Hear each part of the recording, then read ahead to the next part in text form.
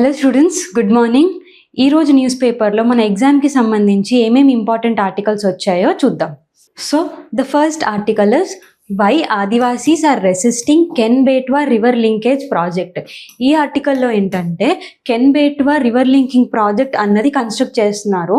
ఆ ప్రాజెక్ట్ కన్స్ట్రక్షన్లో భాగంగా కొంతమంది ట్రైబల్స్ని, ఆదివాసీస్ని అక్కడి నుంచి ఎవాక్యుయేట్ చేయాల్సిన పరిస్థితి వచ్చిందనమాట. సో దానికి వాళ్ళు రెసిస్ట్ చేస్తున్నారు. ఆదివాసీస్ మేము ఇక్కడి నుంచి వెళ్ళము అని చెప్పేసి రెసిస్ట్ చేసి పోరాటం చేస్తున్నారు అనమాట. సో దానికి సంబంధించిన డీటెయిల్స్ ఏంటి అన్నది ఈ ఆర్టికల్లో ఎన్విరాన్మెంటల్ కన్సర్న్స్ పర్స్పెక్టివ్లో ఈ ఆర్టికల్ మనం చూద్దాం. నెక్స్ట్ కొన్ని ప్రిలిమ్స్ ఆర్టికల్స్ చూసుకుంటే శాంతి యాక్ట్ ఏంటంటే మన న్యూక్లియర్ ప్రోగ్రామ్కి సంబంధించి గవర్నమెంట్ శాంతి యాక్ట్ అనే యాక్ట్ తీసుకొని వచ్చిందనమాట. సో దాని ప్రావిజన్స్ ఏంటి, న్యూక్లియర్ ఎనర్జీ ఇండియాలో ఏముంది, ప్రజెంట్ న్యూక్లియర్ ఎనర్జీ సిచ్యువేషన్ ఏంటి ఇండియాలో, ఈ దాంట్లో చూద్దాం. Next Vizhinjam Port is one of the India's first deep water transshipment port. Transshipment అంటే ఏంటి, what is the importance of Vizhinjam Port, ఇంకా అదర్ మేజర్ పోర్ట్స్ ఏంటేంటో ఈ ఆర్టికల్లో చూద్దాం. Next, Kerala renamed as Keralam. రీసెంట్గా ప్రెసిడెంట్ ద్రౌపది ముర్ము గారు కేరళని కేరళంగా రీనేమ్ చేశారనమాట. సో అది ఏ ఆర్టికల్ కిందకు వస్తుంది అని పాలిటీ పర్స్పెక్టివ్లో కొన్ని ప్రిలిమ్ ఫ్యాక్ట్స్ చూద్దాం. Next, Ebola virus. కాంగోలో ఆల్మోస్ట్ 3000 మెంబర్స్ వరకు ఎబోలా వైరస్ వల్ల చనిపోయారన్నమాట. సో ఎబోలా వైరస్ అంటే ఏంటి, దానికి సిమ్టమ్స్ ఏమున్నాయి, ట్రీట్మెంట్ ఉందా లేదా అన్నది ఈ ఆర్టికల్లో చూద్దాం. సో దానికంటే ముందు నిన్న ఇచ్చిన క్వశ్చన్కి ఆన్సర్ ఏంటో చూద్దాం. Consider the following statements regarding Pulikali is a traditional folk performed associated with Kerala. అవును కదా, నిన్న చూసాం కదా కేరళ త్రిశూర్ అనే డిస్ట్రిక్ట్లో పర్ఫామ్ చేస్తారు అని చెప్పేసి. It is mainly performed during the festival of Onam. Yes, 4th day of Onam రోజు చేస్తారు అని చెప్పుకున్నాం. Performers traditionally paint their bodies like tigers and dance to the beats of traditional percussion instruments. ఇది కూడా మనం చూసాం కదా, నిన్న పిక్చర్లో చూసాం కదా ఇది. So third statement is also correct. Pulikali originated as a classical dance form under the patronage of Travancore rulers. ఇది క్లాసికల్ డాన్సా కాదు, ఇది ఫోక్ డాట్. డాన్స్లో కూడా చాలా టైప్స్ ఆఫ్ డాన్సెస్ ఉంటాయి కదా, ఇది క్లాసికల్ డాన్స్ కాదు, ఇట్ ఇస్ ఫోక్ డాన్స్. అందుకే ఈ స్టేట్మెంట్ తప్పు. So 4th statement is wrong. ఈ 4th statement is wrong. A R below మనం చూసుకుంటే ఈ ఆన్సర్ని మనం ఆప్షన్ ఎలిమినేషన్ ద్వారా కూడా చేయొచ్చు అనమాట. ఆప్షన్ ఎలిమినేషన్ ఎట్లా, ఇప్పుడు ఇన్ కేస్ 4th స్టేట్మెంట్ తప్పని నాకు తెలిస్తే నేను 3 స్టేట్మెంట్స్ చదవకుండానే సి అండ్ డిని ఆప్షన్ ఎలిమినేట్ చేసేస్తాను.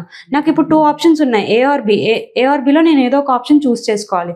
ఒకవేళ నాకు పిక్చర్ చూసి నేను పర్ఫార్మర్ ట్రెడిషనల్ డ్యాన్స్ ఇదంతా టైగర్ వేషాలు వేసుకొని డాన్స్ చేస్తారు అన్న కొంచెం ఐడియా ఉంటే నాకు, నేను 3rd స్టేట్మెంట్ కరెక్ట్ అనుకుంటాను. 3rd స్టేట్మెంట్ కరెక్ట్ అనుకున్నప్పుడు ఏమవుతుంది, ఈ రెండిట్లో నేను ఒకటి చూస్ చేసుకోవాలి కాబట్టి 3rd స్టేట్మెంట్ ఈ ఆప్షన్లోనే కరెక్ట్ ఉంది. కాబట్టి నాకు 1st and 2nd ఆప్షన్స్ తెలియకపోయినా సరే, if I know 3rd and 4th options తెలిస్తే ఈ ఆన్సర్ బి అని చెప్పేసి చెప్పేయచ్చు. So the option for this question is B. Okay, so ఈరోజు ఆర్టికల్స్కి వద్దాం. ఈరోజు ఫస్ట్ ఆర్టికల్ ఏంటి చెప్పాను కదా, why Adivasis are resisting Ken Betwa river linkage project. For example ఇప్పుడు మనం చూసుకున్నాము, ఒక విలేజ్లో ఒక కమ్యూనిటీ వాళ్ళు ప్రశాంతంగా బతుకుతున్నారు, వాళ్ళ జీవనం కొనసాగిస్తూ ప్రశాంతంగా బతుకుతున్నారు అనుకుందాం. కానీ సడన్గా ఒకరోజు గవర్నమెంట్ వచ్చేసి రేపటి నుంచి మీరు ఇక్కడ ఉండకూడదు, మీరు ఇక్కడ నుంచి ఎవాక్యుయేట్ చేసేసేయాలి అన్నప్పుడు వాళ్ళ థాట్ ఎట్లా ఉంటుంది, వాళ్ళ మెంటల్ కండిషన్ ఎలా ఉంటుంది. రేపటి నుంచి మన ఇంటి పక్కన ఉన్న వాళ్ళని, మన బాబాయిలు మన పిన్నిలు పిలిచిన వాళ్ళు రేపటి నుంచి మనతో పాటు ఉండరు. వాళ్ళు ఎక్కడో ఉంటారు, మనం ఎక్కడో ఉంటాం. మన ఇల్లు మన దగ్గర ఉండదు, మన ప్లేస్, మన గ్రౌండ్, మన ఉన్న ఊరు, మన ఉన్న పొలాలు ఇవేవి మన దగ్గర ఉండవు. వాళ్ళ కండిషన్ ఎలా ఉంటుంది, వాళ్ళ భయం ఎంత ఉంటుంది. సో ఆ భయం వల్ల వాళ్ళ సొంత ల్యాండ్ని వాళ్ళు పోగొట్టుకోకుండా ఉండడానికి ఈ ఆదివాసులందరూ కెన్ బేట్వా ప్రాజెక్ట్ కోసం ఎవాక్యుయేట్ చేసే ల్యాండ్ దగ్గర నిరసనలు చేస్తున్నారు అనమాట. మాకొద్దు, మా ల్యాండ్ మాకు కావాలి అని చెప్పేసి వీళ్ళు రెసిస్ట్ చేస్తున్నారు, ఆ ప్రాజెక్ట్ కట్టకూడదు అని చెప్పేసి. సో ఆ కాంటెక్స్లో అసలు ప్రాబ్లం ఏంటో చూద్దాం. Ken Betwa river linkage project is first project under India's interlinking of river program. It aims to transfer water from the Ken basin to Betwa basin, primarily benefiting Bundelkhand region. Okay, ఇప్పుడు అసలు ఇంటర్లింకింగ్ ఆఫ్ రివర్ ప్రాజెక్ట్స్ ఎందుకు చేస్తున్నారు అంటే, for suppose ఇప్పుడు 2 reverse ఉన్నాయి, ఒక river ఇప్పుడు full flow అవుతుంది. ఈ వాటర్ ఫ్లో వల్ల, ఇక్కడ ఉన్న రివర్ వాటర్ ఫ్లో వల్ల కొన్ని ఏరియాస్కి ఈవెన్ ఫ్లడ్ వచ్చే ఛాన్స్ కూడా ఉంది. ఫ్లడ్ కంట్రోల్స్ మెజర్స్ చేయలేకపోతున్నాం ఇక్కడ వచ్చే వాటర్ వల్ల. కానీ అదే ఇంకొక రివర్ చూసుకుంటే, ఇక్కడ వర్షాలు సరిగ్గా లేక, వాటర్ సరిగ్గా ఫ్లో అవ్వక ఇక్కడ డ్రాట్ పరిస్థితి ఉంది.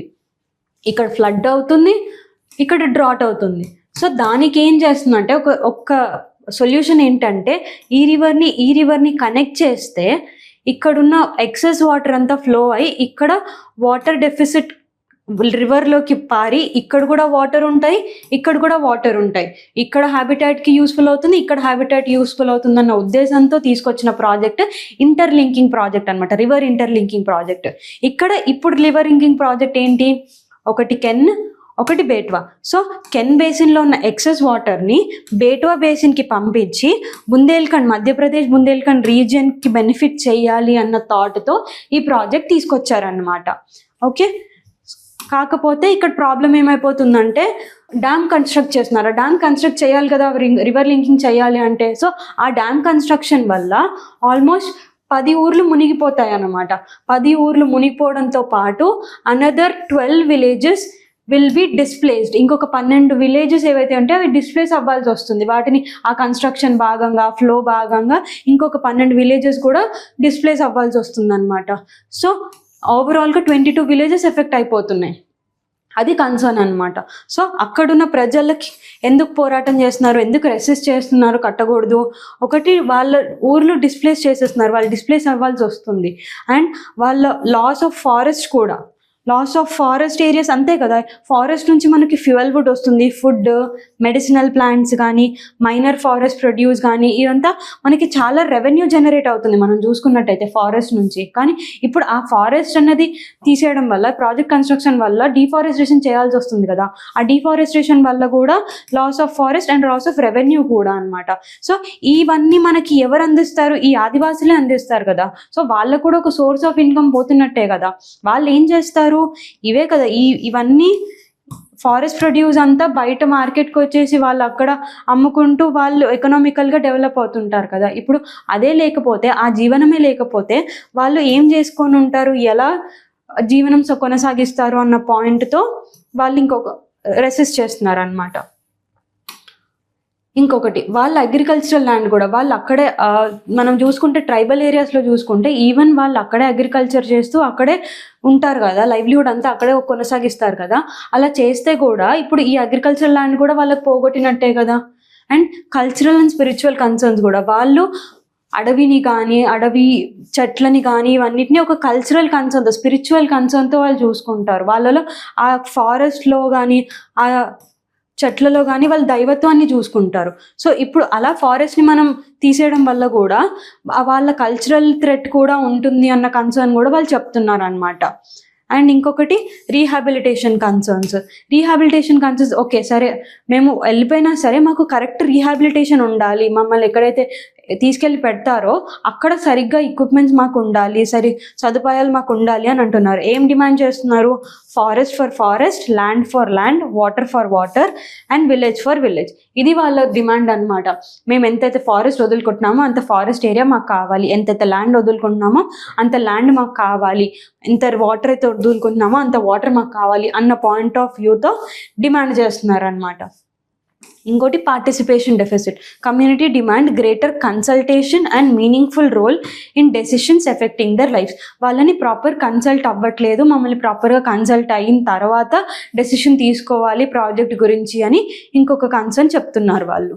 సో వీళ్ళ కోసం అని చెప్పేసి, వీళ్ళ ఇంట్రెస్ట్ కోసం అని చెప్పి కాన్స్టిట్యూషన్లో ఎలాంటి ఆర్టికల్స్ ఉన్నాయి అన్నది ఇప్పుడు చూద్దాం.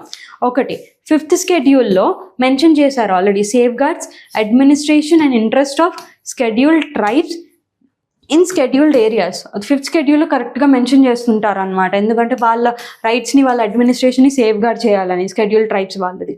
అండ్ ఈవెన్ సపరేట్ యాక్ట్ కూడా ఉంది, పెసా యాక్ట్ ఆఫ్ 1996లో కూడా గ్రామ సభకి ఎక్కువ రోల్ ఇస్తారు.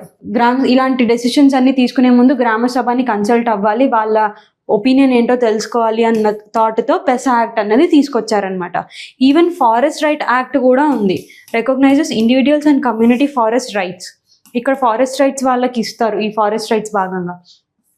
నెక్స్ట్ ఈ యాక్ట్ ఉంది, ఎన్విరాన్మెంటల్ ఇంపాక్ట్ అసెస్మెంట్ యాక్ట్ ఉంది. ఎన్విరాన్మెంటల్ ఇంపాక్ట్ అసెస్మెంట్ అంటే ఏంటంటే ఏదైనా ఒక ప్రాజెక్ట్, ఏదైనా ఒక డెవలప్మెంటల్ ప్రాజెక్ట్ డిఫారెస్ట్రేషన్ చేసి కన్స్ట్రక్ట్ చేయాల్సి వచ్చినప్పుడు ఎన్విరాన్మెంట్ ఇంపాక్ట్ అసెస్మెంట్ అనే ఒక బాడీ ఉంటుంది. ఆ బాడీ ఫామ్ చేసి కన్సల్ట్ చేయాలి, అక్కడ ఉన్న ప్రజల్ని కూడా కన్సల్ట్ చేసి డెసిషన్ తీసుకోవాలి, ప్లానింగ్ అన్నది స్టార్ట్ చేయాలి అని చెప్పేసి ఎన్విరాన్మెంటల్ ఇంపాక్ట్ అసెస్మెంట్ కింద ఒక యాక్ట్ తీసుకొచ్చారనమాట. సో దానిట్లో భాగంగా కూడా ఇది ప్రాపర్ ఇంప్లిమెంటేషన్ చేయాలి, ఇక్కడ మనం ప్రాపర్ ఇంప్లిమెంటేషన్ చేసుకోవాలి.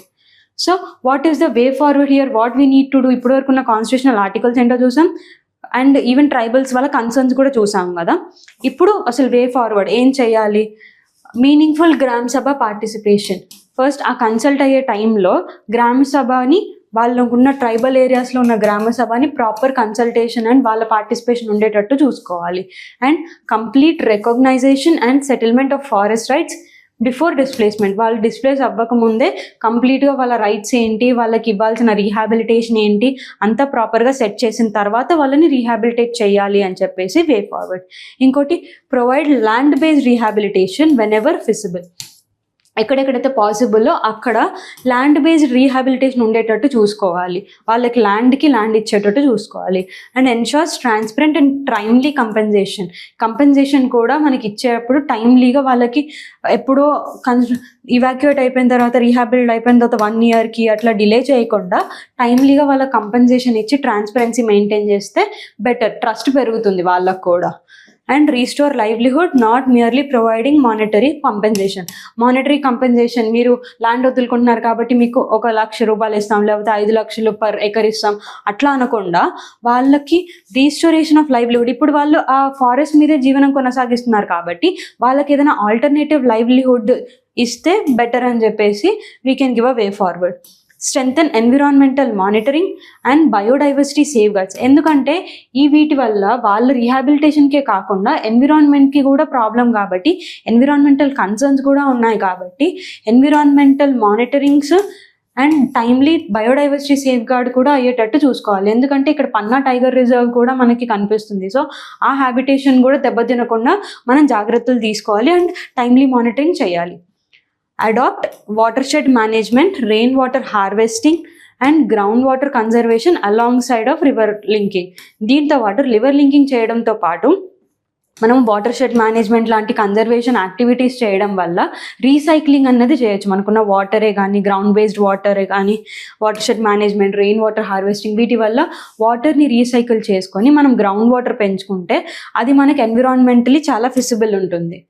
Next, establish continuous dialogue between government, project authorities and affected communities. So continuous and proper participation of dialogue between these 3. ఎవరెవరు ఎఫెక్టెడ్ స్టేక్ హోల్డర్స్ అందరూ. ఇక్కడ స్టేక్ హోల్డర్స్ ఎవరు? గవర్నమెంట్ కానీ, ప్రాజెక్ట్ అథారిటీస్ ఎవరైతే కండక్ట్ చేస్తున్నారో వాళ్ళు, and ఎక్కడ చేస్తున్నారో ఆ ఎఫెక్టెడ్ కమ్యూనిటీస్. వీళ్ళందరి మధ్యలో కంటిన్యూస్ డైలాగ్ ఉంటే that will be very good and వీళ్ళకి ట్రస్ట్ బిల్డ్ అవుతుంది, వీళ్ళకి స్మూతర్గా ప్రాజెక్ట్ అప్రూవల్లో వస్తుంది. సో ensuring dialogue అన్నది one of the way forward for this article అనమాట. So these are some of the mains points that if environment పర్స్పెక్టివ్లో మనకి river linking గురించి కానీ, ఎన్విరాన్మెంటల్ కన్సర్న్స్ గురించి కానీ వస్తే you can coat this example, this challenges and way forward కూడా మనం ఇలాంటి వే ఫార్వర్డ్ ఇచ్చామనుకోండి ఆన్సర్ కంప్లీట్ అవుతుంది అనమాట. So the next article is Shanti act.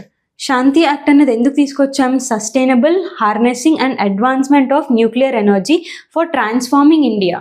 Okay, ఇది న్యూక్లియర్ ఎనర్జీ పెంచడానికి, ఇండియా దగ్గర ఉన్న న్యూక్లియర్ ఎనర్జీ కెపాసిటీని ఇంకా పెంచడానికి శాంతి యాక్ట్ అన్నది తీసుకొచ్చామన్నమాట. సో శాంతి యాక్ట్ ద్వారా what are the key features of SHANTI act మనం చూసుకుంటే, ఒకటి ఏంటంటే ఇప్పుడు ఈ శాంతి యాక్ట్ ద్వారా ప్రైవేటైజేషన్ చేస్తున్నాం అనమాట. అంటే ప్రైవేట్ ప్లేయర్స్ని తీసుకొస్తున్నాం న్యూక్లియర్ ఎనర్జీ ప్రొడక్షన్లో, allowing private companies to operate nuclear power plants. Okay, ఇప్పటి వరకు జస్ట్ గవర్నమెంట్ మోనోపలి ఉండేది, గవర్నమెంట్ మాత్రమే న్యూక్లియర్ ఎనర్జీ ప్రొడక్షన్లో ఉండేదన్నమాట. సో ఇప్పుడు ప్రైవేట్ కంపెనీస్ని కూడా అలౌ చేస్తున్నారు. కాకపోతే అలవింగ్ కూడా ఎట్లా అంటే కోర్ టెక్నాలజీలోకి అలౌ చేయట్లేదు అనమాట. జస్ట్ సప్లయింగ్ కానీ లేకపోతే స్పేర్ పార్ట్స్ కానీ ఇలాంటి చిన్న చిన్న వాటిలోకి మాత్రమే ప్రైవేట్ కంపెనీస్ని అలౌ చేస్తున్నారు. ఎందుకంటే nuclear energy is very big security concern for India. ఎందుకంటే న్యూక్లియర్ ఎనర్జీ వల్ల ఈవెన్ మిస్యూజ్ చేసే ఛాన్స్ ఉంది. న్యూక్లియర్ ఎనర్జీని న్యూక్లియర్ వెపన్స్కి తయారు చేయడానికి కూడా మిస్యూజ్ చేసే ఛాన్స్ ఉంది. కాబట్టి ఓన్లీ సర్టన్ ఏరియాస్కి మాత్రమే, కోర్ టెక్నాలజీ ఏరియాస్కి కాకుండా only supplier and spare parts technologies వరకే ప్రైవేట్ ప్లేయర్స్ని అలౌ చేస్తున్నారు అనమాట. సో అండ్ ఇంకొక ఫీచర్ ఏంటి అంటే ఆపరేటర్స్ రైట్ టు రీకోర్స్ తీసేసి విచ్ ఎర్లియర్ అలౌడ్, ఇప్పుడు ఆపరేషనల్ లయబిలిటీని ఒకవేళ అనుకోకుండా ఏదైనా మనకి నష్టం జరిగింది అనుకోండి, న్యూక్లియర్ పవర్ ప్లాంట్ వల్ల ఏదైనా ఒక ప్రమాదం జరిగి నష్టం జరిగింది అనుకోండి, ఆ లయబిలిటీ అన్నది ఆపరేటర్ మీద పడుతుంది అనమాట. ఆ ప్లాంట్ ఎవరైతే ఆపరేట్ చేస్తున్నారో ఆ ఆపరేటర్ మీద ఆ లయబిలిటీ పడుతుంది. అది సైజ్ని బట్టి, ఒకవేళ చిన్న పవర్ ప్లాంట్ అయితే 100 crores, చాలా పెద్ద లార్జ్ స్కేల్ పవర్ ప్లాంట్ అయితే 3000 crores వరకు కూడా ఆ లయబిలిటీ అన్నది ఆపరేటర్ మీద పడుతుంది అనమాట. సప్లయర్ మీద పడదు. సప్లయర్ మీద లయబిలిటీ పడదనమాట. సప్లయర్ వాళ్ళు సప్లై చేసిన పార్ట్స్ ఎట్లున్నా ఏమున్నా సప్లయర్ మీద పడదు, అది ఆపరేటర్ మీద పడుతుంది అనమాట. అది ఆపరేటర్స్ ఇక్కడ కన్సర్న్ చూపించారనమాట. అది అలా ఎలా అవుతుంది, సప్లయర్ సైడ్ నుంచి ఒకవేళ ప్రాబ్లం ఉంటే మా తప్పు దాంట్లో ఏముంది, మేము ఎందుకు లయబిలిటీని భరించాలి అన్న పాయింట్తో వాళ్ళు సుప్రీం కోర్టులో ఈ బిల్ని అడ్డుకున్నారు అనమాట. ఓకే, ఈ యాక్ట్ని అడ్డుకున్నారు. So that is one of the key concern. Next, the act provides statutory backing to the Atomic Energy Regulatory Board, but restricts its independence because the appointments are influenced by the Atomic Energy Commission. ఈ act ఒక statutory body కూడా తెచ్చింది, atomic energy regulation board. ఇక్కడ appointments అవన్నీ కూడా వాళ్ళు చూసుకుంటారు అని ఒక బోర్డు కూడా తీసుకొచ్చింది అనమాట. These are some of the features with respect to SHANTI bill. So nuclear energy ఎందుకు సిగ్నిఫికెంట్ మనకి ఇండియాకి, ఎందుకు న్యూక్లియర్ ఎనర్జీ మీద ఎంత ఫోకస్ చేస్తున్నాం మనము అంటే, ఇండియా ఆల్మోస్ట్ న్యూక్లియర్ ఎనర్జీ ఏంటంటే it is a renewable energy, it is an eco friendly energy. So దాని ద్వారా ఏంటంటే ఇట్ ఈస్ ఆల్మోస్ట్, కానీ ఇండియాలో only 3% of the electricity generation nuclear power ద్వారా జరుగుతుంది అనమాట. That is very small. మనం 2000లోనే 10 gigawatts ఎనర్జీ న్యూక్లియర్ ఎనర్జీ ద్వారా మనం తీసుకురావాలన్న టార్గెట్ పెట్టుకున్నాం. కానీ అది ఓన్లీ 2.86 gigawatts మనము తెచ్చుకోగలిగాం అనమాట. సో ఇండియా మళ్ళీ 2020లో 20 gigawatts తెచ్చుకుందామని టార్గెట్ పెట్టాం, కానీ అది ఓన్లీ 6.78 gigawatts కెపాసిటీనే మనకు వచ్చింది. సో ఈ షార్ట్ వాల్స్ కోసం అని చెప్పేసి high capacity cost, technology delays, safety concerns, public opposition, ఇలాంటి కొన్ని రీజన్స్ వల్ల న్యూక్లియర్ ఎనర్జీ ఇంకా బ్యాక్ అవుతూనే ఉందన్నమాట. సో ఇప్పుడు ఇంకోటి ఏంటంటే small modular reactors are still experimental and maybe more expensive per unit power. Small modular reactors అంటే ఏంటంటే ఈ న్యూక్లియర్ రియాక్టర్స్లోనే ఒక చిన్న సైజ్ న్యూక్లియర్ రియాక్టర్స్ అనమాట. ఇవి చిన్న స్మాల్ స్కేల్లో మనము ఈ స్మాల్ మాడ్యులర్ రియాక్టర్స్ని, ఫర్ ఎగ్జాంపుల్ మన డీజిల్ జనరేటర్స్ ఉంటాయి కదా, డీజిల్ జనరేటర్స్ మనకి అపార్ట్మెంట్స్లలో కూడా కరెంట్ జనరేషన్కి వాడతారు కదా, ఎలక్ట్రిసిటీ జనరేషన్కి, వాటిని రిప్లేస్ చేస్తూ we can bring the small modular reactors అనమాట. అంత చిన్న స్కేల్లో వీ కెన్ బ్రింగ్. సో అది ఇంకా ఎక్స్పెరిమెంటల్ స్టేజ్లోనే ఉంది. So there far the new target of, ఇప్పుడు కొత్త టార్గెట్ ఏం పెట్టుకున్నారు, 2047 లోపు 100 gigawatts ఎనర్జీ అన్నది మనం న్యూక్లియర్ ఎనర్జీ నుంచి ఎలక్ట్రిసిటీ అన్నది జనరేట్ చేయాలి అని ఇండియా టార్గెట్ పెట్టుకుందనమాట. సో ఆ టార్గెట్లో భాగంగానే శాంతి యాక్ట్ తీసుకొచ్చిందనమాట. So this is about Shanti Act, its key features and why it is nuclear energy important to India. Next one of the key port, Vizhinjam port.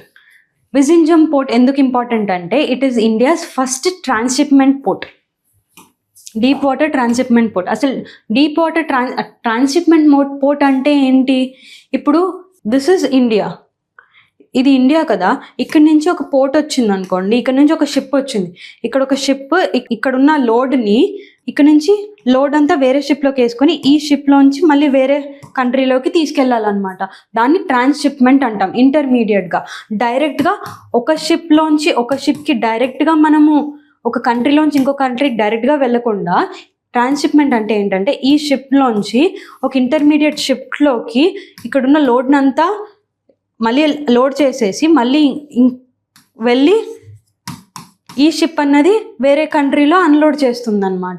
So దాన్ని transshipment అంటాం అనమాట. సో ఇండియాకి జనరల్గా ఈ ట్రాన్స్షిప్మెంట్ అన్నది లేదు. ఇంతవరకు కాంగో లాంటి కంట్రీస్ మీద మనం డిపెండ్ అవ్వాల్సి వచ్చింది ఈ ట్రాన్స్షిప్మెంట్ కోసం. కానీ ఇప్పుడు మనము విజింజం పోర్ట్ ద్వారా మనం ఆ ఫస్ట్ ట్రాన్స్షిప్మెంట్ పోర్ట్ అన్నది మనం తీసుకొచ్చామన్నమాట. సో అందుకే ఈ ట్రాన్స్షిప్మెంట్ పోర్ట్ విజింజం పోర్ట్ అన్నది ఇంపార్టెంట్. ఇది first dedicated deep water container transshipment port. ఎక్కడ ఉంది ఇది? తిరువనంతపురం, కేరళలో ఉంది. ఎవరు తయారు చేశారు ఇది? పీపీపీ మోడల్లో, పబ్లిక్ ప్రైవేట్ పార్ట్నర్షిప్ మోడల్లో అదాని గ్రూప్ ఆఫ్ కంపెనీస్ వాళ్ళతో కలిపి ఈ ప్రాజెక్ట్ అన్నది స్టార్ట్ చేశారనమాట. So key features of that ఏంటి? India's first semi automated port. It is India's semi automated port and even AI driven vessel traffic management system కూడా దీంట్లో ఉందన్నమాట. అండ్ ఎకనామికల్ సిగ్నిఫికెన్స్ చూసుకుంటే మనకి కార్గో కొలంబియా, సింగపూర్, దుబాయ్ ఇలాంటి ప్లేసెస్లో cargo exchange వల్ల మనకు ఆల్మోస్ట్ 75% ఆఫ్ ద ఎక్స్చేంజెస్ ఈ కంట్రీస్ ద్వారానే అవుతుందన్నమాట. దానివల్ల మనకి ఆల్మోస్ట్ $200 to $220 million నష్టం జరుగుతుంది. సో ఈ ట్రాన్స్షిప్మెంట్ పోర్ట్ మనం కట్టుకోవడం వల్ల ఈ లాస్ అన్నది మనం తగ్గించవచ్చు అన్నమాట. Next environmental and green goal కూడా. ఇక్కడ అమోనియం, హైడ్రోజన్ అండ్ అమోనియం లాంటి బంకరింగ్ ప్లాంట్ కూడా ఉన్నాయన్నమాట. సో ఇది ఎన్విరాన్మెంటల్ గోల్ పర్స్పెక్టివ్లో కూడా ఈ పోర్ట్ అన్నది ఇంపార్టెంట్. సో ఇలా these are the key features of Vizhinjam port. Apart from this మన ఇండియాలో there are almost 13 major ports. అవేంటో చూద్దాం. First Kandla port. Kandla port is one of the major port. గుజరాత్లో ఉంటుంది. And apart from that you have Maharashtra port, Jawaharlal Nehru port. It is largest container port అనమాట. Jawaharlal Nehru port is container port. Vadhavan port, Mormugao port, Mangaluru port. ఈ 2 ports mineral ఎక్స్ప్లోరేషన్కి useful అవుతాయి. Cochin port, it is queen of Arabian sea అంటాం మనం కొచ్చిన్ పోర్ట్ని. Next Tuticorin port, with Tuticorin port other name is V.O. Chidambaram Pillai port. Chennai port, it is artificial port. Ennore or Kamarajar port. Visakhapatnam is deep water port, landlocked. Paradeep kuda. Kolkata is oldest port manaki. Ila chuskunte these are some of the major ports of India with their specialities. ఇవన్నీ మనకి geography పర్స్పెక్టివ్లో even map based question రావడానికి కూడా chance ఉందన్నమాట. Okay, so the next article is Murmu gives assent to bill to rename Kerala to Keralam. ఇదేంటో చూద్దాం. So ఒక స్టేట్ని మనము రీనేమ్ చేయాలనుకున్నా సరే, ఒక స్టేట్ని బౌండరీస్ మనం మళ్ళీ రీడ్రా చేద్దాం అనుకున్నా సరే, ఆ ఏరియా తగ్గించడానికైనా పెంచడానికైనా సరే కాన్స్టిట్యూషన్ ఆ పవర్ పార్లమెంట్ చేతిలో పెట్టిందనమాట. అది మనకు ఆర్టికల్ 3లో ఉంటుంది. Article 3 of part 1 of the constitution authorises parliament to form new states and alter area boundaries or names of existing states. Okay, parliament has that power. So dantlo mana sub clause chuskunte article 3A talks about parliament to form a new state by separating territory from any state or by uniting 2 or more states or parts of states by uniting any territory to a part of any state. Ala in ఒక స్టేట్లో 2 parts అయినా సరే, లేకపోతే ఈ స్టేట్లో కొంచెం అలా తీసుకొని అయినా సరే, ఎలా చేసైనా సరే ఒక స్టేట్ ఫామ్ చేసే రైట్ పార్లమెంట్కి ఉందన్నమాట. Next it also permits parliament to increase or decrease the area of the state. Provision B ప్రకారం ఆర్టికల్ 3 సబ్ క్లాజ్ సి ఏంటి? Permits the parliament to diminish area of any state. Article 3D ప్రకారం the parliament can also change the boundaries and even borders of the state. Okay, next article 3 subclause E ఏం చెప్తుంది? though through this the parliament is empowered to change the name of any state. So ఇప్పుడు మనకి question వచ్చింది అనుకోండి ప్రిలిమినరీలో, which article talks about changing the name of any state అన్నప్పుడు the answer is article 3 subclause E. Okay, article 3 subclause E ద్వారా ద్రౌపది ముర్ము గారు కేరళ అనే పేరుని కేరళంగా చేశారనమాట. సో ఆ ప్రాసెస్ ఏంటో ఇప్పుడు చూద్దాం. ఇంతకుముందు ఎవరైనా ఇట్లా క్లిక్ చేశారా అంటే this article has been use for renaming states and creating new ones such as Uttarakhand, Jharkhand, Chhattisgarh, even Telangana formation కూడా ఈ ఆర్టికల్ యూజ్ చేశారనమాట. So a bill under Article 3 can be introduced in the Parliament only on the recommendation of the President. First prior recommendation of the president తీసుకోవాలి. President okay అన్న తర్వాతనే ఆ బిల్ని మనం పార్లమెంట్లో introduce చేస్తామన్నమాట. అలా ఇంట్రడ్యూస్ చేసిన తర్వాత if the proposal effects the area boundary of name of the state, president must refer the bill to the concern state legislature for it's view with specified period. ఇప్పుడు అదే చెప్పాను కదా, ఒక పార్లమెంట్ ఉంది, పార్లమెంట్ నేమ్ చేంజ్ చేద్దాం అనుకుంటుంది. ఇప్పుడు for suppose Kerala name change చేద్దాం అనుకుంటుంది. ఫస్ట్ పార్లమెంట్ ఏం చేయాలి, ప్రెసిడెంట్ దగ్గరికి వెళ్ళాలి. ప్రెసిడెంట్ దగ్గరికి వెళ్ళి we want to change the name of this state అని చెప్పేసి ప్రెసిడెంట్ దగ్గర అపీల్ పెడితే ప్రెసిడెంట్ ఏం చేస్తారంటే ఆ బిల్ని whether it is okay for you or not అని చెప్పేసి స్టేట్కి పంపిస్తుంది. స్టేట్కి పంపిస్తే స్టేట్ ఒపీనియన్ అడుగుతుంది అనమాట. ఇలా మీ స్టేట్ పేరు మార్చుదాం అనుకుంటున్నారు, మీకు ఓకేనా అని చెప్పేసి స్టేట్ని అడిగితే స్టేట్ లెజిస్లేచర్ ఒక స్పెసిఫైడ్ టైం పీరియడ్లో వాళ్ళ ఒపీనియన్ అన్నది ఇవ్వాలన్నమాట. అలా ఇచ్చినప్పుడు even the president May extend the period also. However వాళ్ళ ఒపీనియన్ కన్సిడర్ చేయాలని రూల్ లేదు. వాళ్ళు జస్ట్ తీసుకుంటారు అంతే. వాళ్ళు చెప్పినట్టే వినాలి అన్నట్టు ప్రెసిడెంట్ కూడా ఆబ్లిగేషన్ ఏం లేదు. ఓకే, జస్ట్ వాళ్ళ ఒపీనియన్ ఏంటి అన్నది తెలుసుకుంటారు అనమాట. However parliament is not bound by the state legislatures opinion and May accept or even reject. Okay, అలా మనము ఒక స్టేట్ ఫార్మేషన్ కానీ, స్టేట్ బౌండరీస్ చేంజ్ చేయడం కానీ, స్టేట్ పేరు చేంజ్ చేయడం కానీ ఆర్టికల్ 3 వాడి మనం చేస్తామన్నమాట. ఓకే, ఇక్కడ మనం గుర్తుపెట్టుకోవాల్సిన కీ ప్రిలిమినరీ ఫ్యాక్ట్స్ ఏంటి అంటే ఆ ప్రపోజల్ అన్నది ఫస్ట్ పార్లమెంట్ అన్నది ప్రెసిడెంట్కి పాస్ చేస్తుంది. ఓకే, పాస్ చేసిన తర్వాత ప్రెసిడెంట్ అన్నది స్టేట్ లెజిస్లేచర్కి ఒపీనియన్ కోసం ఇస్తారు. ఆ ఒపీనియన్ అన్నది బైండింగ్ కాదు, ఆ స్టేట్స్ ఒపీనియన్ అన్నది బైండింగ్ కాదు. ఇది మనం ప్రిలిమినరీ ఫ్యాక్ట్గా గుర్తుపెట్టుకోవాలి. Okay, next the last article is persons killed by Ebola outbreak. కాంగోలో 3 monthsలోనే ఆల్మోస్ట్ 2300 మెంబర్స్ వరకు ఎబోలా వైరస్తో చనిపోయారు అనమాట. సో ఎబోలా వైరస్ ఏంటో చూద్దాం. It is a severe and often deadly viral disease caused by a group of viruses known as ortho-ebola viruses.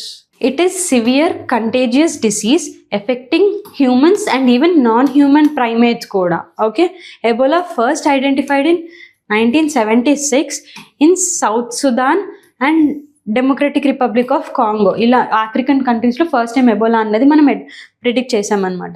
Next, it is known as haemorrhagic fever virus because it can cause problems with in clotting system of the blood and leads to internal bleeding of the blood, leaks from the small blood vessels. Blood clotting issues అన్నవి మనకి Ebola వైరస్లో and even blood leaking cases కూడా మనకి కనిపిస్తాయి అన్నమాట. Okay, what are the symptoms then? Incubation period is typically 5 to 15 days, రేంజింగ్ 2 to 21 days. Okay, symptoms like fever, diarrhoea, vomiting, bleeding and often death కూడా. Okay, average Ebola virus diseases cases fertility rate is around 50%. Okay, Ebola virus ఎంతమందికి వస్తే almost 100లో 50 members చనిపోయే chance ఉందన్నమాట. Okay, case fertility rate has varied from 25 to 90% in the past outbreaks. Even 90% of the members కూడా చనిపోయిన chances మనం last కేసెస్లో చూసామన్నమాట. సో ట్రీట్మెంట్ ఏంటి? There is no known cure for Ebola. Okay, there is no approved drug or vaccine available to treat this, and though experimental vaccines and therapeuticals are being tested. ఇంకా Ebola treatment అన్నది మనకి cure ఇప్పటికీ లేదనమాట. ఇంకా అవి experimental స్టేజెస్లోనే ఉన్నాయి. Recovery seems to depend in parts on how much virus a person was initially exposed to, how early treatment is started, and on patient's age and immune response. వాళ్ళకున్న immune response ఏంటి, patient age ఏంటి, అది ఏ స్టేజ్లో వాళ్ళు detect చేయగలిగారు, అవన్నిటి మీద recovery అన్నది depend అయి ఉంటుంది అనమాట. So chances of survival can be improved with early supportive care. Early supportive care వల్ల ఛాన్సెస్ ఆఫ్ రికవరీ ఉందన్నమాట. Okay, current therapy consists of maintenance of fluids and electrolyte balance and the administration of blood and plasma to control bleeding.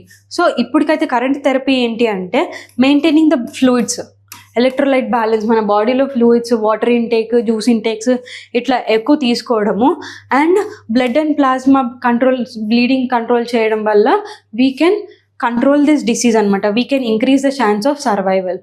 So this is all about Ebola virus. దీనిలోంచి ఒకవేళ prelims questions వచ్చాయనుకోండి, prelims ఇక్కడ catch ఏంటంటే there is no known cure for Ebola virus ఇప్పటి వరకు. Okay, ఇది ఒక catch.